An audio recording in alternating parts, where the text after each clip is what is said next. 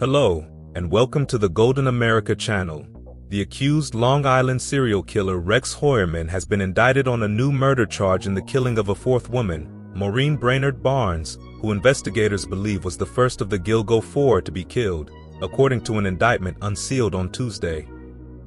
The unsealing of the indictment came after authorities announced Heuermann would face a major development in the investigation of the Gilgo Beach killings, which all targeted sex workers and lay unsolved for more than a decade. The Manhattan architect's indictment was handed up by a special grand jury that was convened to consider an indictment in the killing of Brainard-Barnes, whose remains were found close to 3 other women in marshland along Gilgo Beach. Heuermann, 60, had been named as the prime suspect in Brainard-Barnes' disappearance. In July, he was charged with first and second-degree murder in the killings of the 3 other women, Melissa Barthelemy, Megan Waterman, and Amber Lynn Costello. According to prosecutors, investigators linked Heuermann to the murders through DNA, cell phone site data, and burner phones. In all, 10 sets of remains, all of sex workers, were discovered in the area, with police theorizing that all died at the hands of one or more serial killers. Brainard-Barnes was 25 years old when she went missing on July 9, 2007, after calling a friend to say she was going to meet someone outside a Manhattan motel on an out call. 3 years later, on December 13, 2010, her remains were found near Gilgo Beach during the search for Shannon Gilbert, whose death in nearby marshes has never been fully explained.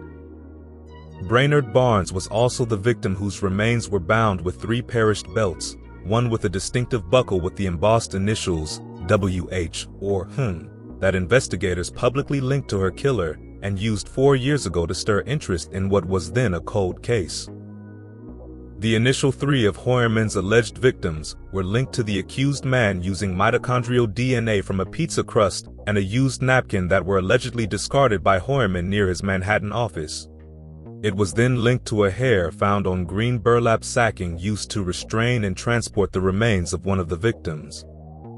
Heuermann's attorney, Michael Brown, has said his client denied the accusations against him. The case was broken open last year when investigators linked a distinctive Chevrolet pickup described by a friend of Amber Costello's to the suspect.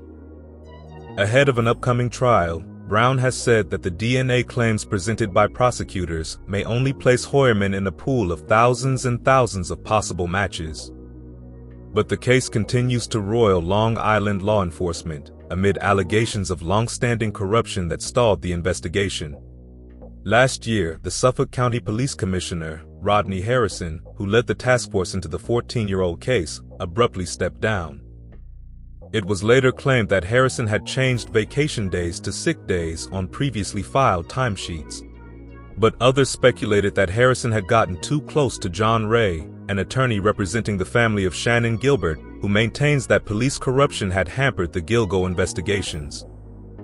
In October, soon after Harrison attended a press conference convened by Ray to further his claims, the local district attorney, Ray Tierney, issued a slap down, saying that his office would continue to investigate this case through the grand jury process and not through press conferences.